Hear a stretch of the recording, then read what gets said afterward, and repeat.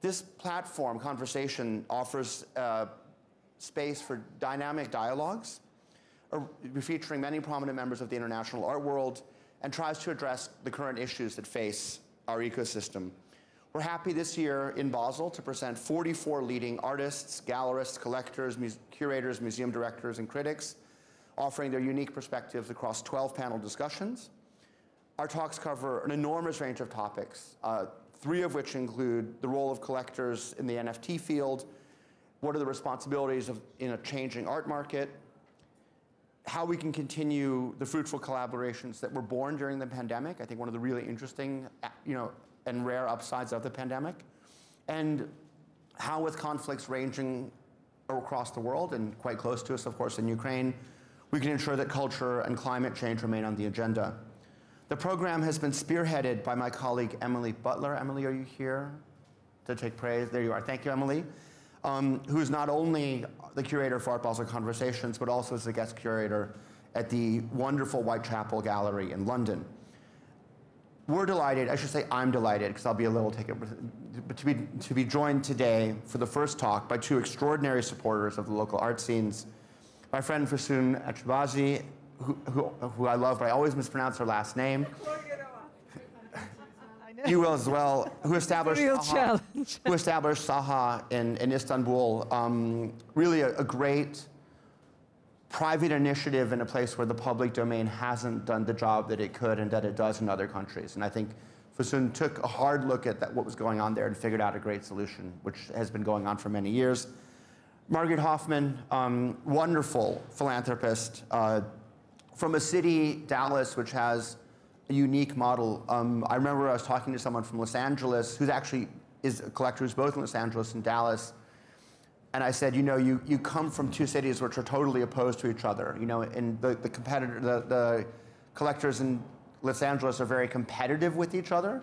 And Dallas has a collecting model which I think should be the archetype for other cities. And Marguerite is a big part of that. And I think Dallas, the Dallas collectors, and maybe Margaret will talk about this later, the Dallas collectors and what they're doing now will make the DMA, the Dallas Museum of Art, one of the great institutions of the 21st and 22nd century. You'll explain more about that, but I think what's really important is that these are 2 people who really show up, not only for their own collections, but for the art scene in general. We look forward to hearing that in all more detail. It's wonderful that you could be here. If there are talks that you can't be here for, please be reassured that they will be live streamed and recorded, so you can catch up with everything in the comfort of your home after this crazy week. And on that note, I leave you to the panel. Thank you so much for joining us, and thank you so much for joining us. Thank you. Have a great panel. Thank Have a great week. Well, thank you everyone for tearing yourselves away from the fair to join us. We'll be talking for about 45 minutes, and then we are going to have about 15 minutes of questions. So if things occur to you, please save them up, and there will be an opportunity to speak to Füsun and Marguerite.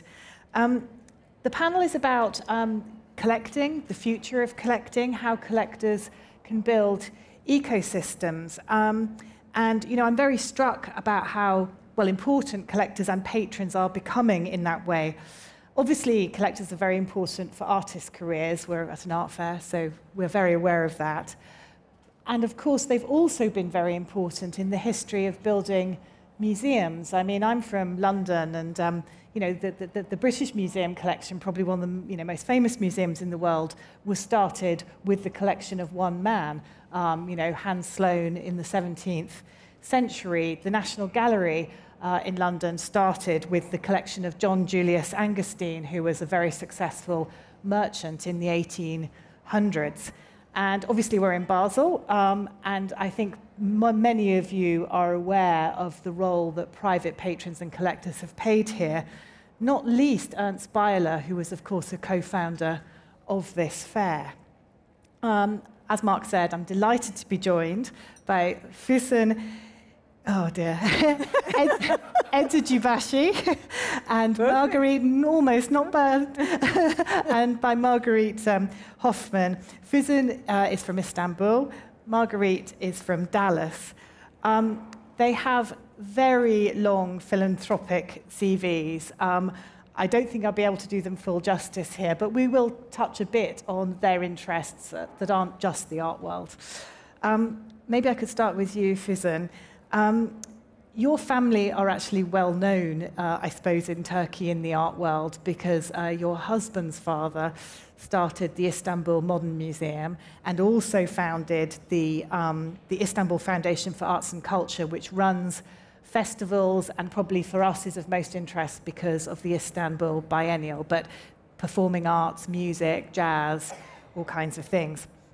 And I know that you've played a role in all of that, but I suppose probably what you're here to talk about most is SAHA, the foundation that you set up. And it's a membership organization, and perhaps we could just start for the people who don't know Füsun's work, just if you could tell us a little bit about SAHA and how it works.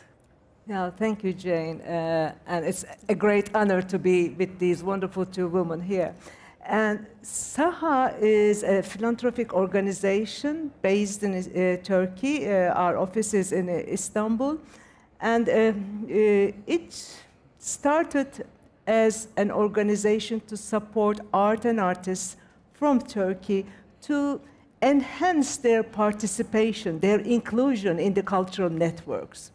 We seldomly had our artists in the international non-profit exhibitions. We only support non-for-profit exhibitions. And it was not because they lacked merit, it was because there wasn't any production support for them from the country. We have wonderful institutions, but they are more involved with their own programming. It's a membership organization. It starts with 9 people, not only me. We are 9 founders. The idea was 3 people. We started thinking about it because, again, we were aware of a necessity. We were called for a project to support. And then we invited 6 more friends. They immediately joined us. And 9 founders we started. The first year we were about 30. Now we are over 100, a little bit over 100. So it's a membership organization with their dues, with the fees we collect from our annual dues. We collect from our members. We support the artists' exhibitions, their publications, and also sometimes their trips. So you don't support artists directly, though, do you? It's more that they've been invited to an exhibition or a biennale or something, yeah, that's and very you help important. make that happen. Yeah, that's very important because, we are in the gray zone. We are collectors. Whom you support, why you support, whose career you're pushing or not. That's a gray zone. And we wanted to be away from that gray zone for ethical reasons. So we never... First of all, artists do not apply to us. That's also very important. So they are free of the power, let's say, and they don't need to show their faces to us, and we don't ask anything, any editions, any artworks. So it is a collaborative work of 100 people, but organizations who invite them make the selection. We just provide, we encourage them to invite, first of all, and if they invite, we provide the support for production. And when we were talking before this talk, you said to me at one point, I don't really like the term collector in your case, and we talked a little bit about the difference between buyers and collectors. I mean, why are you uncomfortable with that term? So there are stages. First, you are a buyer, which is just accumulation of nice things. And then you start thinking of, having a coherence with the artworks you have and have a direction and have a dialogue within the art. And then you realize that there are things bigger than yourself. A collection is your own story, and how you look to the world at that moment in history, at that moment in your life. But philanthropy is much bigger than yourself, and I would rather omit collector. Yes, we are trying to live together with art, host art in our living spaces, but we are just hosting art. Marguerite, I think that I suppose I first came to hear of you, and I'm sure other people knew you before then. But I suppose I came to hear about you maybe 15, 17 or so years ago. Oh, Lord. When there was the announcement that well, I've been writing about the art world for a long time. Obviously, I've been around a long time, too. Because back, I think was it 2004, 2005, the announcement was made that you, your husband, who's sadly no longer with us, and 4 other collectors in Dallas had come together to make this extraordinary promise to the Dallas Museum of Art. Maybe you could just tell us a little bit about that. Well, I think it was one of the most fun things I've ever done, and I think everybody should try it. And one of those fellow collectors is right here, Cindy Ruchovsky. She and her husband were our co-conspirators. You know, the decision to do it was something that was considered by me and Robert because we had a lot of pressure on us to raise $150 million for an endowment for the museum. And we went for a very long walk, and we talked about how can we do that. And one of the ways that we thought was, well, we don't have all the money in the world, but we can leverage our collection. And so every year, we had a tradition at that time of going with the Ruchovskys on a New Year's Eve kind of trip in Napa Valley. And we were sitting around watching football one day. I mean, it was really this dumb. And we said, here's what we're thinking about. If we can raise this money, then would you be willing to gift your collection when you die? And they said, that's interesting, we'll think about it. And literally we met an hour, 2 hours later, and they said, okay. And wow. It was really that easy. Then Dee Dee Rose said, well, I want to join you. And then later I learned that another couple had actually also made that decision and made it a planned gift. So what I always say is, what makes this so easy is, sadly, we'll all be dead. And so we won't get to see the super collection that comes when all these collections come together with the very good contemporary collection that's already at the Dallas Museum of Art. Because I think one of the beauty parts is that the Ruchovskys collect with certain emphasis. Dee Dee Rose, if you go in her house once, you can always see what she collects. I mean, she's very personal. And I do something different. And so they complement one another. And I think we're all aware of what is present in the museum collection at present. And we try to work with them in our own ways, without pressure, to fill in some gaps that might exist or to amplify a story that they want to tell. But think about this, you know, there could be 4 or 5 more curators before, you know, I get hit by a bus, and they're all going to have their own point of view and bring their own things to the conversation. The one thing I'll leave you with that I do think is extraordinary about this is that, at least in my case, and I won't presume to talk for others, but the gift comes with no strings. So thinking about your ethical collector kind of conversation or prompt for this talk earlier, I used to work for the Dallas Museum of Art. I was a lowly staffer. And I would see what trustees would do, how they'd bind up museums with these very onerous conditions. Yeah. You know, you have to put it on the wall, or it has to be in this part for 10 years, and then, you know, you can't loan it out. You can't. And I thought, that's really not very helpful to the institution or the public they serve. So literally, if I kick the bucket, if you put some strychnine in that or something and I fall over, the curators could choose not to take any of the works in the collection. They could not accession them and sell them all. And the only caveat is that funds have to go back into contemporary art or whatever is considered contemporary art, which is another discussion we can have sometime. Yeah, we will certainly be getting into the ethical side a little bit further on, but that sort of might answer one of my other questions, which was, does that mean there's a pressure on you now when you buy something? Are you sitting there thinking or looking at it thinking, is that museum quality, or are you kind of okay with that because they don't have to take it? I think that very much was on my mind, particularly, especially after my husband, who was my collecting partner, Robert, he died, sadly, in 2006. So there was a big hole, and I felt very, very sad for a long time. So we had talked about every purchase, and he was a big thinker and an interesting thinker, so we would sit in our little library and discuss everything, or we'd go to look at art in New York for a weekend, and then we'd sit and have a cocktail and say, okay, what were your top 5 and what were... It was fun. And so without him, I had to kind of figure out who I was on my own as a collector.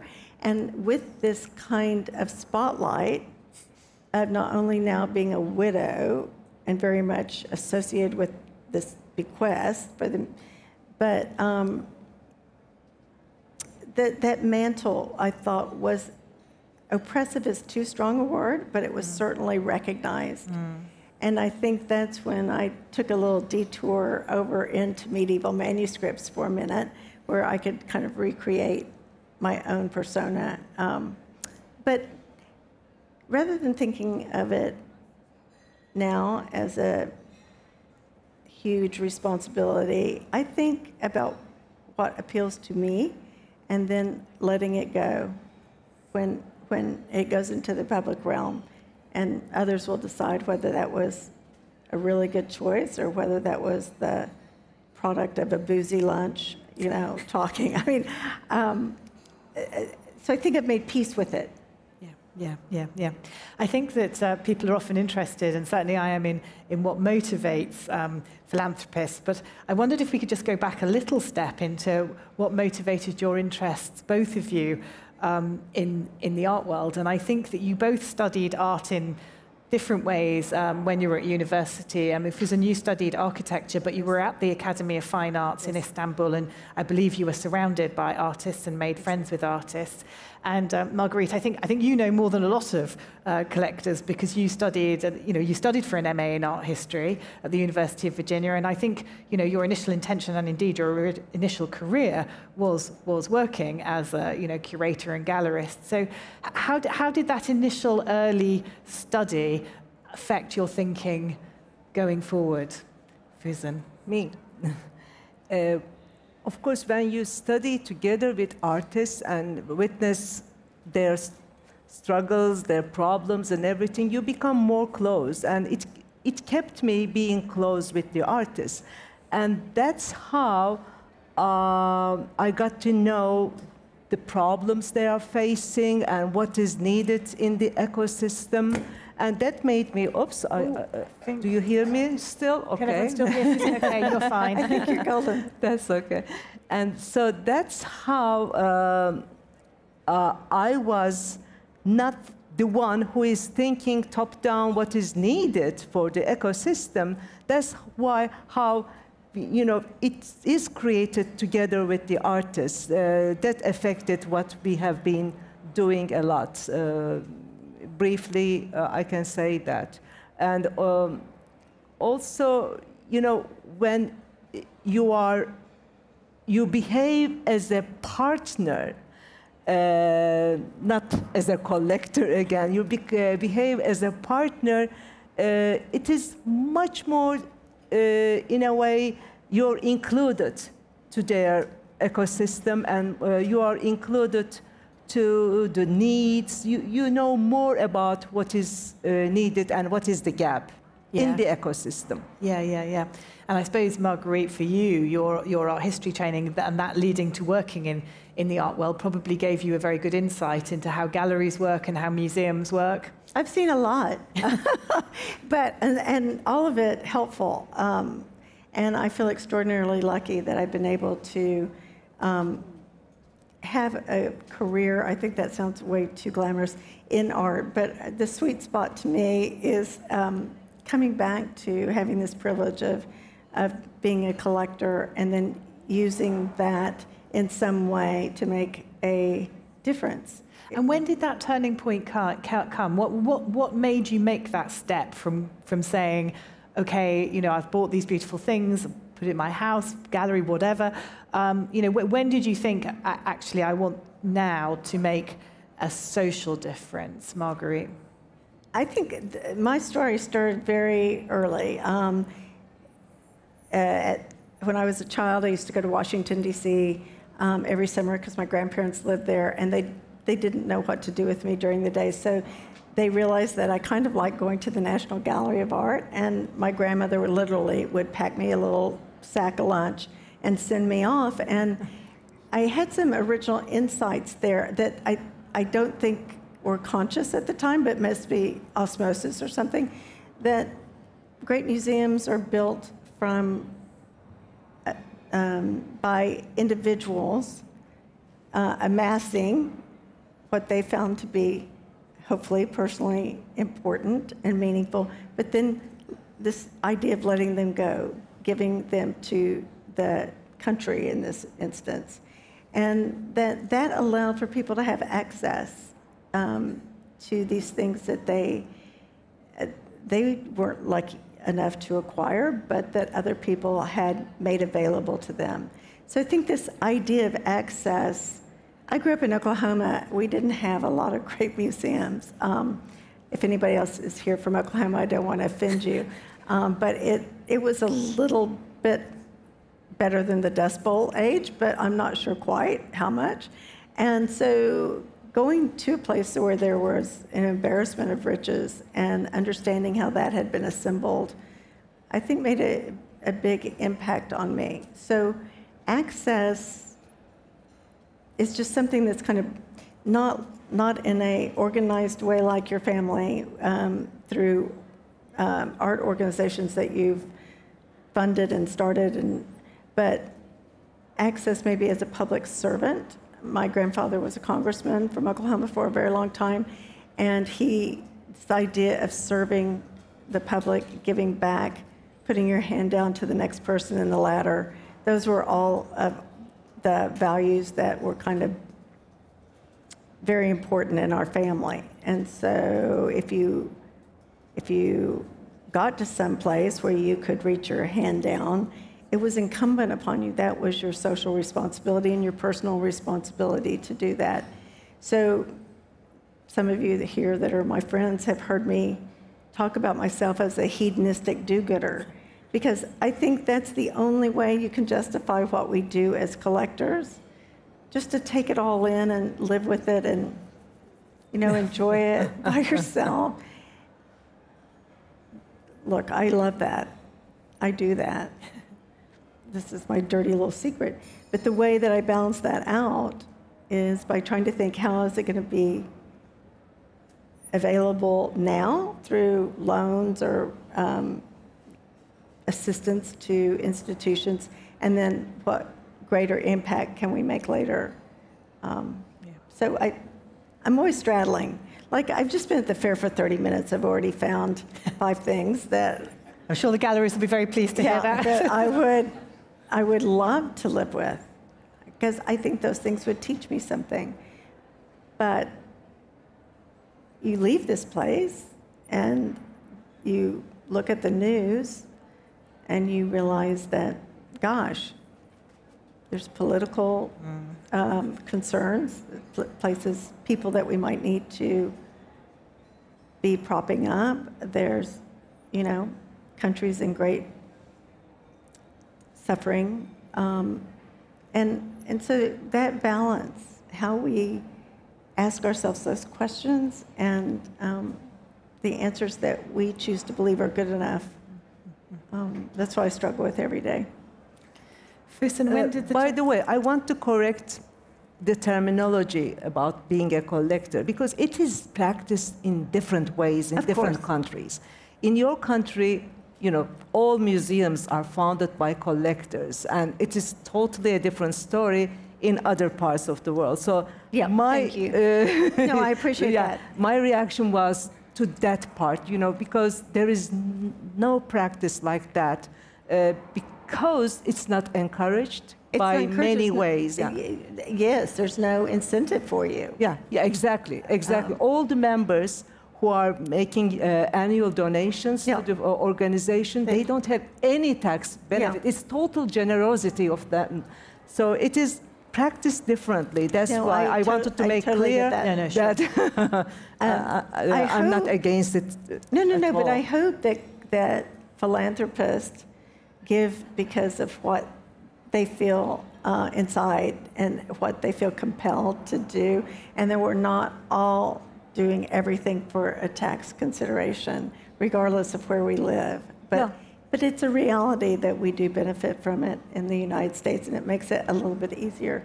Yeah. And you all play a great role in the United States. Füsun, when did you sort of make that mental switch yourself? Because I said you're working as an architect and interior designer, and you meet your husband. So when in all of this did you decide that you were going to start working more philanthropically as opposed to collecting art?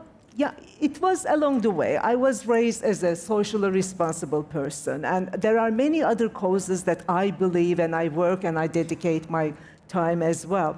But along the way, as I mentioned earlier, being aware of the problems and what is missing in the ecology and how we could, you know, your collections are nothing, and it is uncomparable in the community.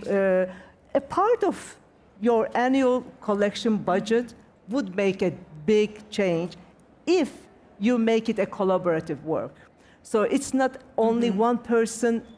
We saw that we cannot solve all problems by one or two, but if there is a body of collectors who are interested, why not inviting them to the same cause? Look, you just, you know, it's the whole ecosystem. You cannot survive with your own walls. We need to think about not only showing art, but how art is produced, in what conditions art is produced. It's not only because there was there was a tendency those days in Turkey.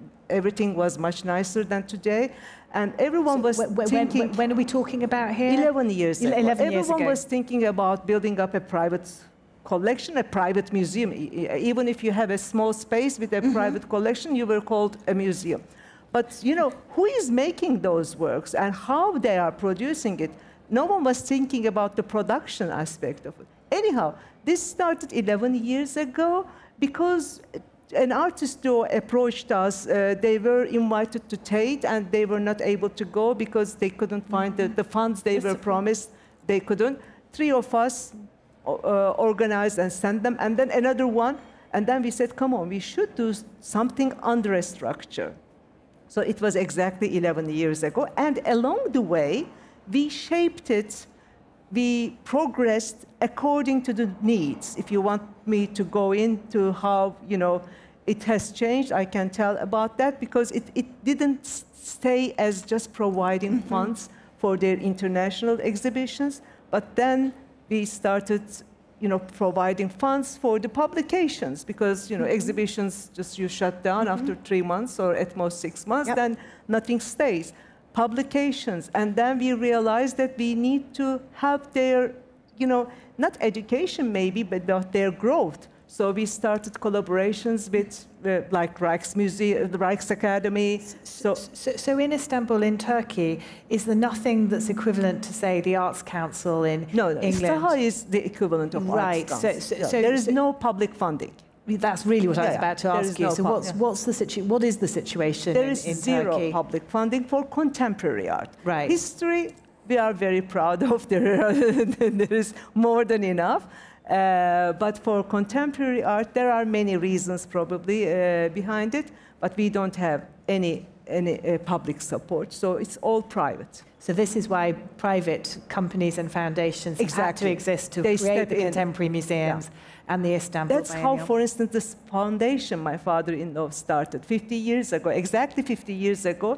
He started asking for other industrialists to step in and start that foundation so that then they enhance the cultural and artistic environment otherwise it will be a dry country if you don't support those issues. Yeah, and the current political situation, has that made it more difficult for you, or are you managing to negotiate? Or is it not, it doesn't affect you? You know, if you just close your eyes and imagine where Turkey is in the geography, you know, where on the map Turkey is. You know, we are always saying that, oh, we are at the crossroads, but those crossroads brings you too many problems. You know, there are conflicts all around us. So, and politically, we are in the era of everywhere, in the era of strong policies, strong opinions, and then that brings polarization. So, yes, the main challenge is autocontrol, and to think twice. Art cannot thrive in controlled environments, of course. An artist by nature should be against the tide. But on the other hand, all the supporters are owners of companies, and there is a fragility over there to whom to support, what to support. But we made, it was not for this purpose. It was for the ethical reasons that we decided we are not the ones who is choosing the artworks. Let's say you are curating Venice or Sao Paulo. We just immediately send you information about the organization. If you need to make a research, we send publications or invite and help you for your research. And then, if you select any artist, we are there to provide the production. And you develop the project together, we are out of it. We don't have any saying in that. In that case, it was for ethical reasons, but also politically, it turned out to be astute. Yeah, it is a protection, let's say. Yeah. Marguerite, what was Dallas like when you first arrived in Dallas in terms of art? A lot of parking lots, actually. I moved to Dallas kicking and screaming with the wrong husband in 1984. And I quickly saw it was going to be challenging on many fronts, personally and professionally. One of the people that was in charge of kind of introducing me to my new city, my new home, took me downtown and said, "This is our new arts district." And I kind of looked around, and the Dallas Museum of Art had just relocated to downtown, and it was beautiful, Edward Larrabee Barnes building. But literally, it was surrounded by asphalt parking lots. And one brave private developer going up over here. And I just thought, oh, where have I come? Where have I gone? And I kind of made a vow then that as long as I lived there, I was not going to I was going to do whatever I could to change the perception of Dallas. And because, one, I didn't want to live in a city that was bereft of cultural richness. And two, it wasn't good for the city in terms of recruiting talent for, say, the medical school. Or we needed to build up that layered, rich sense of culture. And so, again, Dallas is so great. It has a cadre of people that they collect art, but they also support the symphony, or they also support. And I'm sure this is true in most places, but here we really had to work hard. And we don't get a lot of city support. I was going to ask you, did you have a lot less state support than, say, we would be used to in Europe?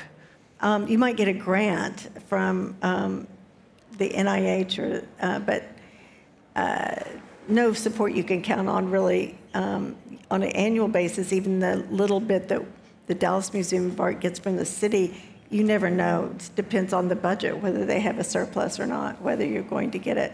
So everything has to be either earned or donated. But the good news is, if you come to Dallas, Texas right now, there is a beautiful arts district, and it's got 5 Pritzker winning architects that have produced buildings there, and they're growing the homegrown theater group and the homegrown orchestra and the art. So. And I think you're working, aren't you, on a new eco park all the way along the Trinity Thank you for River? asking about that. This is my new labor of love. We are working on a 220-acre urban park that will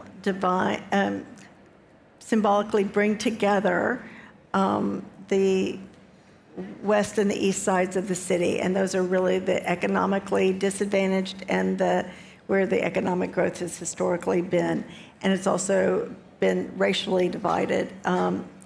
Nobody ever talks about it, but it's there. And we're doing this through rewilding a river and bringing it back to its natural kind of stature.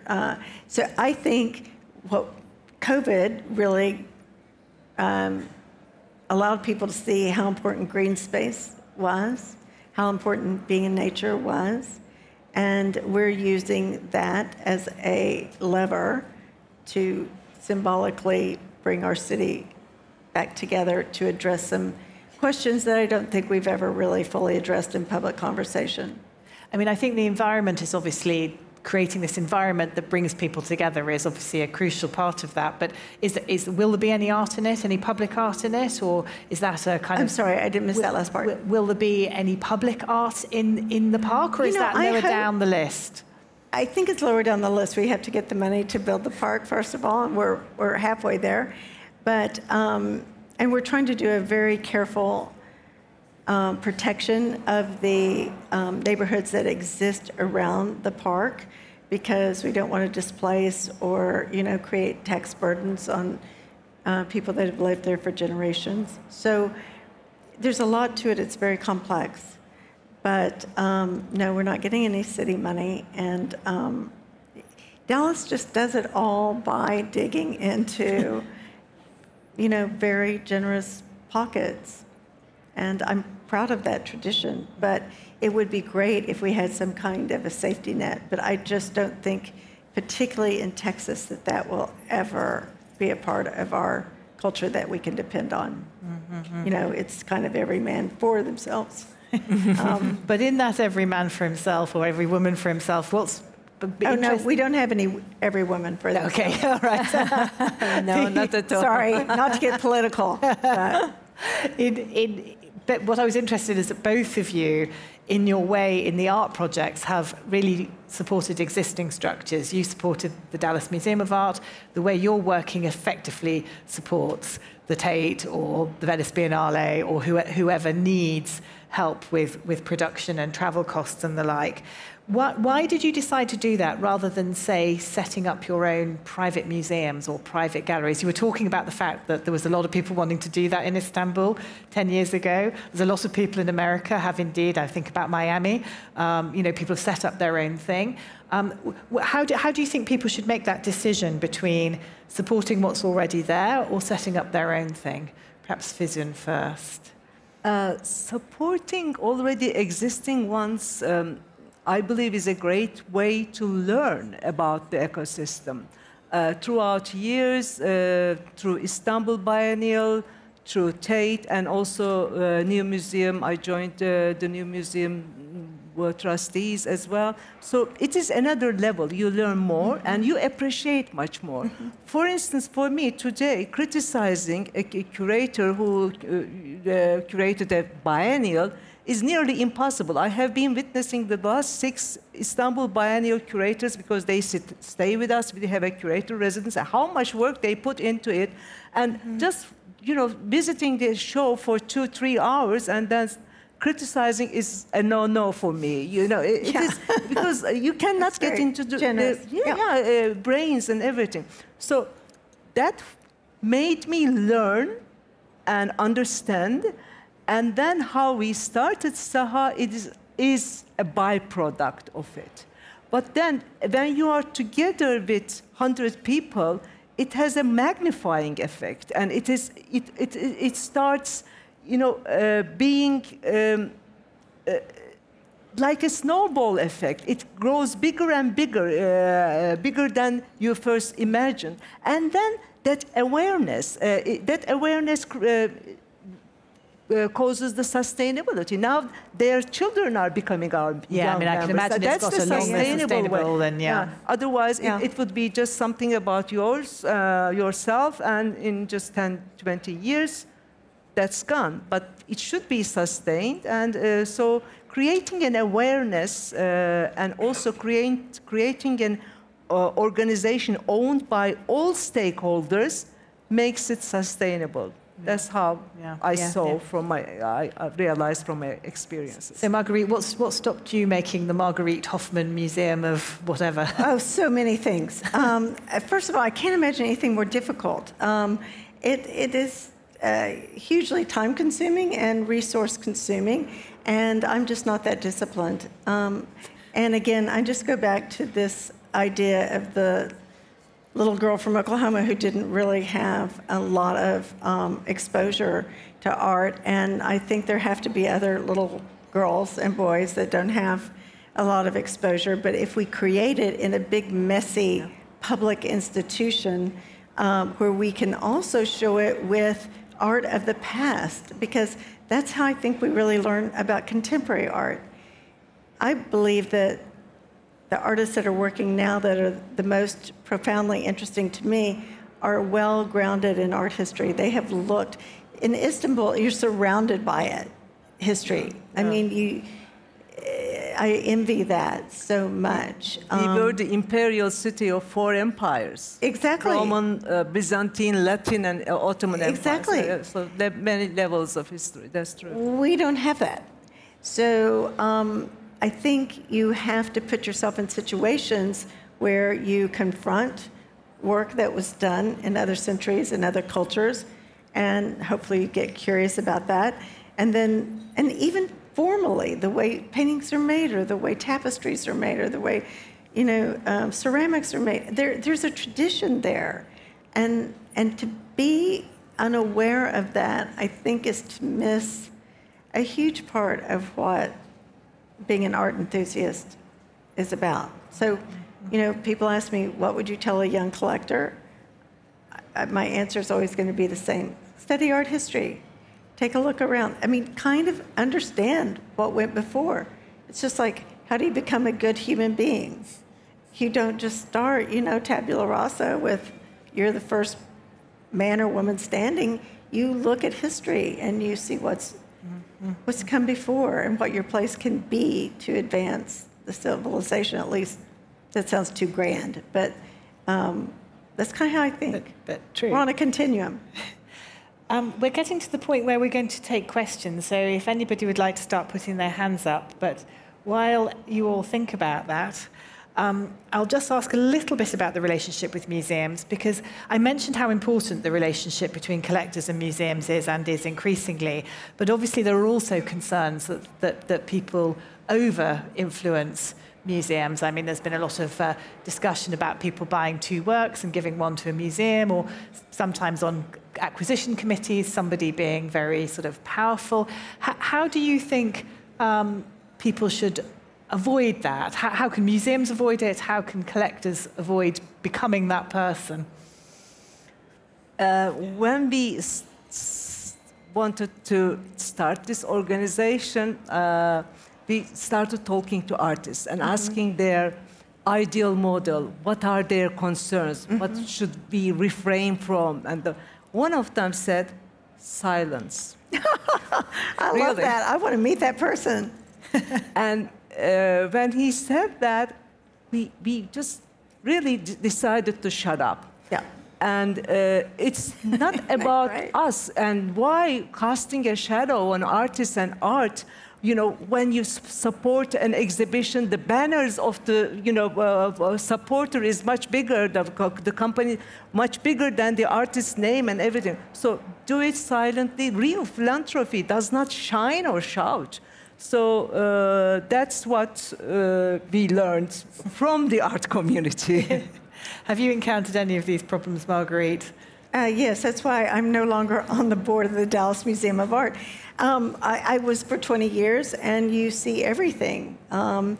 People that behave well, people that behave badly, and people that do things from the wrong motivation, so that, and actually they think they're being helpful, but it ends up hurting the institution. And I just didn't want to have that consternation in my life anymore, observing that. And I will also say, maybe I don't know the best way. So I don't want to be judgmental.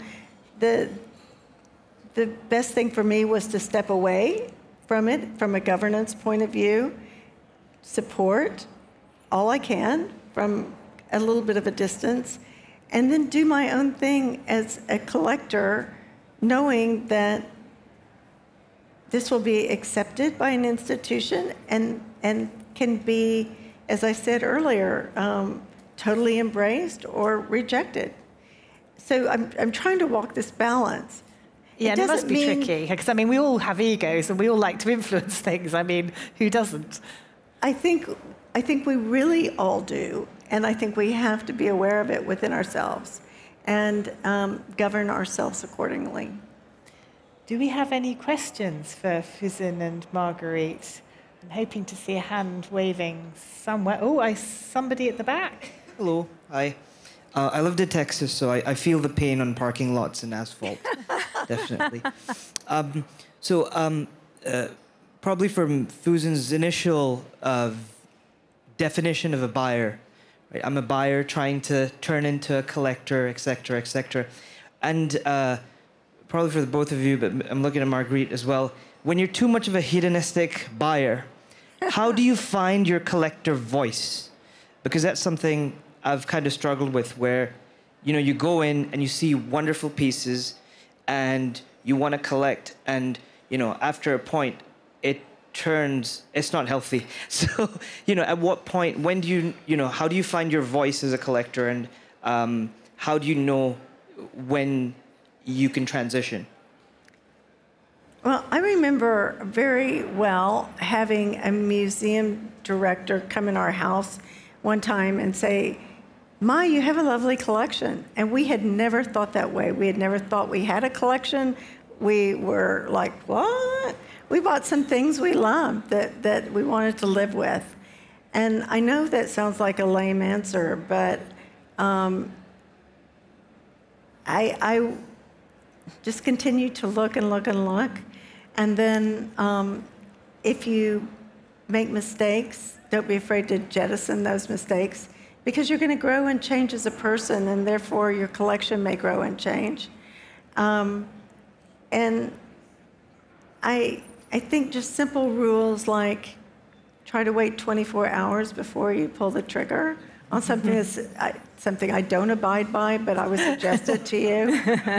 Because lots of things seem really interesting in the moment, but I would submit that on a substantial purchase, if you don't go wake up thinking about it the next morning, that maybe that's not part of your voice. I don't know if that answered your question. I'm sorry if I didn't, but... What do you think, Füsun? Because you talked a little bit about the idea of a collection being a story. Yes. You know, when you are at an art fair, let's say, first of all, I tell everyone, the young people, when they first come to Art Basel, I say, please don't buy anything for the first 2 years. Just look to art, go to the museums, spend 1 or 2 days at the fair, and then go to the museums and just look at things, as you say, look more. And then listening to others that what you should buy and why you should buy is a totally wrong story. It should be about your story. Why they're talking about the numbers, which museum that artist is going. You cannot create many stories. Just do it with your own instincts. Then it would be a reflection of yourself. It doesn't matter. You know, you would make mistakes. One of them will gain really good value. Right. The other maybe not, but we are not doing it for the value of it. But if it is a reflection of oneself, how you react to the world, it is more interesting. The others are just checklists, you know, that people tell you, you should look at this artist and that artist. sometimes, for instance, in our case, we might have a very famous artist, but next to her or him, we would have a street artist no one knows about. Yeah. But they create a story, they have a dialogue together. And the works, I think, start to, as you just said, they start to have their own conversation. And so I think your voice may become apparent to you through the choices that you make. True. And you think, God, I have no idea why I was attracted to that, but something just pulls you. I believe so strongly in the power, the innate power of objects, and that's why I revere so much the people that create them. And different works may have more or less power depending on the context that we're in at any given moment. But I think intuition is key. Like you said, and I think you can walk into someone's home and feel if a collection has been put together by somebody with their heart and their intuition, or it's been an intellectual exercise.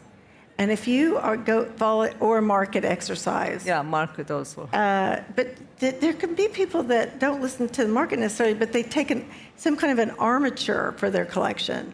I'm going to only collect artists that do this or that or this. I think you're cutting off so many interesting detours that you could find. So that's not the path for me. But like I said, no judgment zone. Just, you'll know.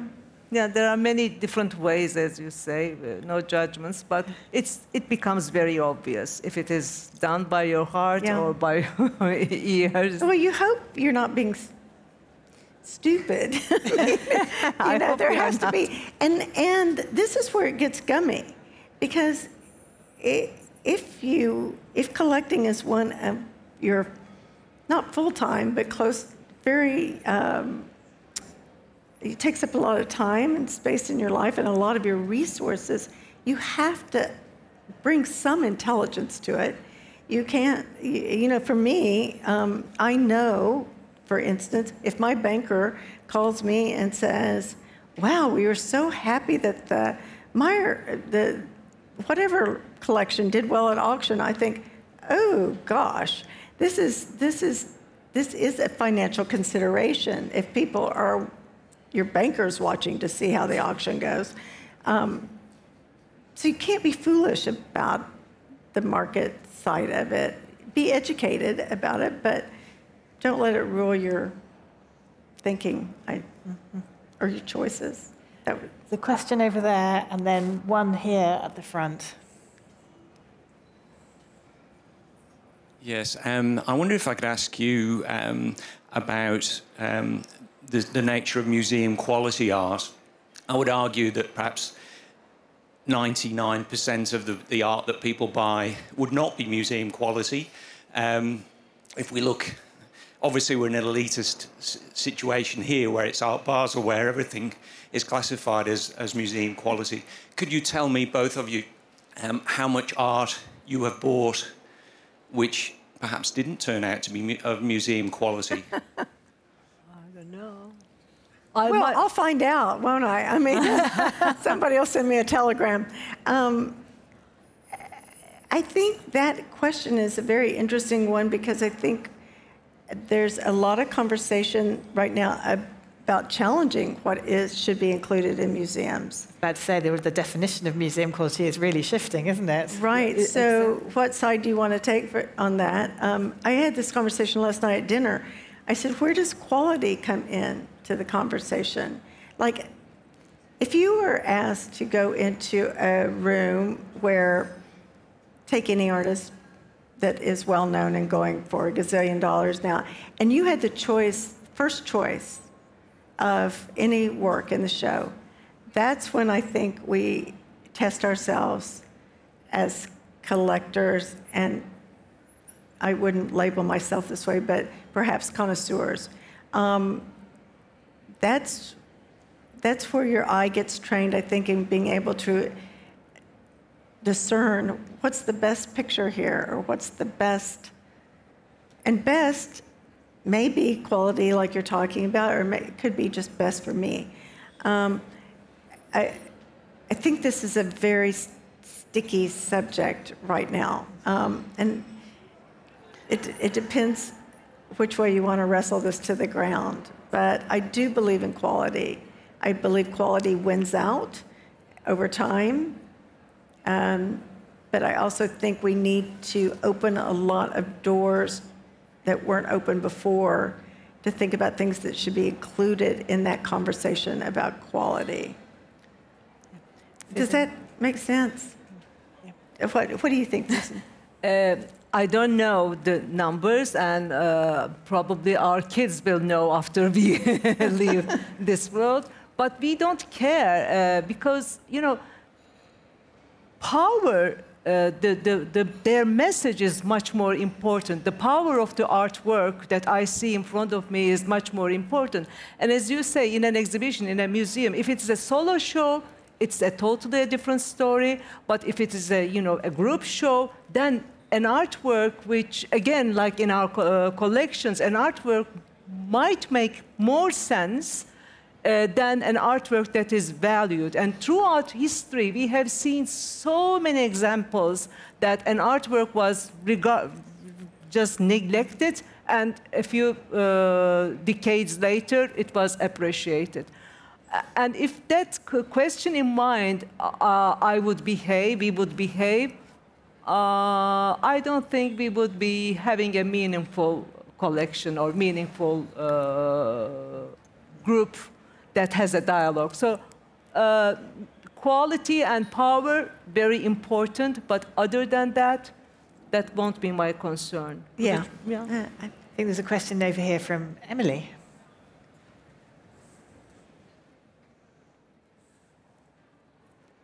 Thank you. I've been following the Facebook Live feeds that are all very positive, and thank you very much for all your comments, and congratulations to SAHA for all its wonderful support of Turkish culture and across the globe. There is one question that's come through from a live viewer, which is, do you commission art? And this is for both of you. Yeah, you go ahead. I will tell. I don't very often. I've only commissioned 2 things in my career. One was a wall by Silhouette, which is wonderful. I have seen it. Thank you. It's in your garden, yes. It was commissioned to perform a function, actually, and I realized that if I could get an artist to do it, my husband would give me a bigger budget. I mean, it was really that was my state of mind. And then Silhouette, because he was a great artist, came back with a wonderful curved serpentine wall that we would have never have thought about. And that's what artists do. They surprise you. And so that was a great experience. I think because that was such a great experience, we were kind of afraid to enter into another one. But I did do one with an artist, Ragnarka's Artisan. And that one also has my full heart. He was a young artist then, kind of struggling from Iceland, and I thought, how can I help him during this moment in his career? And I had seen that as he traveled around making his videos, he carried a little watercolor set with him, and he would do these little postcards, and his gallerist had a couple, and I said, oh my God, I would love it if somebody would do something like that for me. And thinking how intimate, how personal. And so I asked him, I said, for X amount of money, would you send me a little postcard, and you can, for 1 year, and you can send one, it's up to you. So it really put the squeeze to him on how ethical, not ethical, but just how he had to figure out what the contract was. He could do one, he could do 365, or I guess he could have chosen to do more than that. He did somewhere in between. But it changed my life. The way I opened the mail, because when I open the mail, usually it's a bill, or it's somebody asking for money, or it's a political something. It's not very exciting. when we were doing that commission, and I would see a little postcard for him, because I learned about his life. It was like having an artistic pen pal, except he got nothing in reverse except a fee. But it was so beautiful. And I cried when that was over. And I asked him, could we continue it? And he said, no. Oh, great idea. Great idea. So, no. Mine is a few times, it's a blind date. Let's call it that way. For the one of the Istanbul biennials, which Caroline Christoph Bakargiev was curating, she created a model so that you became a patron of an artist, you support the production of an artist, and then, if you like, you have an access. Whoa. That was because it's like Match.com or something. Yeah, exactly. But we were both with Farooq, we were like stalkers of Janet Cardiff and George Buresmila. Yeah. We were stalking them. We were going to Castle, meeting them, and inviting them to commission a work, a walk in Istanbul. Oh, that was great. our dream.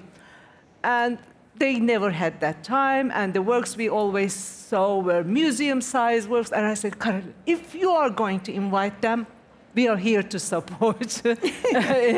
Yeah. And it was a blind date, and in the end, we have a wonderful work by them. It was not commissioning for a specific location, a blind date, but we are very happy. But sometimes an artwork that you want to host, it needs an intervention, a site-specific intervention, those kind of things you work with the artist. Yeah, or I think to know the person that is commissioning, so that there's something personal or about either the site or the patron, but I find too many things that are already made. Yeah, that's right. Yeah. And I think we're coming to the end of our time. So I just wondered, you both work with fellow collectors.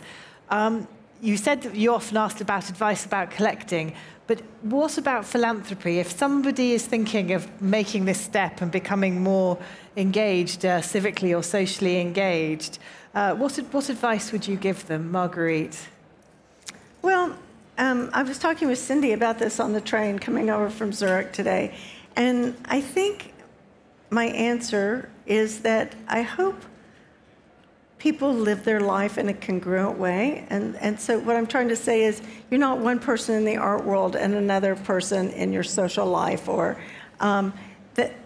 So if your goal is to be a giving person and to participate in the world in a meaningful way, I think that de facto includes philanthropy. And philanthropy can take a lot of different faces, as we've just discussed. And sometimes it's seen and sometimes it's not seen. But ultimately, isn't it just about what feeds our own soul and makes us, at the end of the day, that ledger of the hedonistic do-gooder? Did we do a good job that day with the balance sheet? That's what I say. I often say to people, show me your calendar and show me your checkbook, and I'll tell you exactly who you are. And so that's a little bit too precise, but I think it gives you a sense. Yeah. How people use their time, how people use their resources, and I think more people should try philanthropy because it makes you feel really, really good.